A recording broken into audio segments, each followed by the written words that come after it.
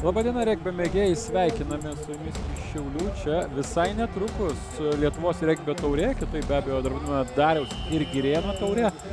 Turnyras, kuris po truputį įgauna gražias naujas spalvas. Sveikinam su pergale, užtikrintas žaidimas. Susidarė toks įspūdis, kad žaidėt paprastą, bet saugų regbį. Ar toks ir buvo planas? Ačiū. Jo, nieko mes čia nenorėjom parodyti įdomaus prašmatnaus, tai per treniruotės ką darėme, tai žaidėme paprastą regbį, tai tą ir darėme aikštelėje.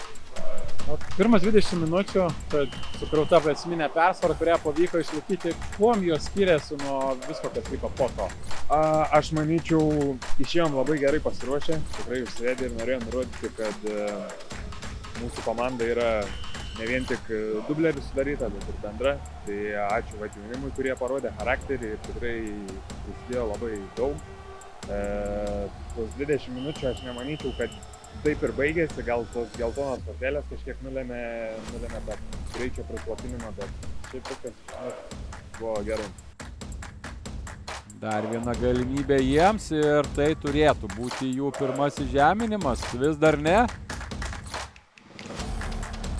Dar vienas perdavimas, į kraštą keliauja kamuolys ir galbūt dabar dar šiek tiek trūksta. Kol kas tai yra didžiausia jų klaida šiandien, galbūt dabar. Taip, pagaliau pelno savo pirmąjį žeminimą kauniečių. Tiesiog tai turi būti 3 taškai. Taip. Ir Ąžuolas rodo jėgą labai, čia laiku Žygimantas Radžius traukia kamuolį, nesėkmingas išsispyrimas ir pabėgs. Pabėgs čia į priekį kauniečiai.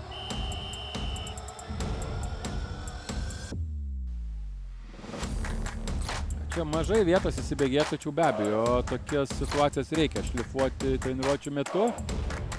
Taip toliau, čia galim ir techninį žeminimą pamatyti, jeigu tiek daug baudų bus iš besiginančios komandos.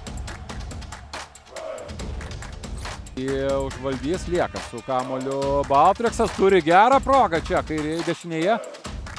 Suskumba Ąžuolas į gynybą. Šitą situaciją deginamas laikas. Jeigu dar ir smūgis bus tikslus, o jis yra tikslus, štai toks bandymas nepamesti kamuolio. Šiek tiek ir jėgos panaudoti vienas prieš kitą, o su šiuo veiksmu iš esmės ir baigėsi. Šios rungtynės baigėsi šis turnyras. Baltreks rodo, kad stipriausia komanda Lietuvoje, tą titulą iškovojo pernai, top lygos nugalėtojai. Iš tikrųjų yra stipriausia ir šio sezono pradžioje, 26-15 iškovota taurė.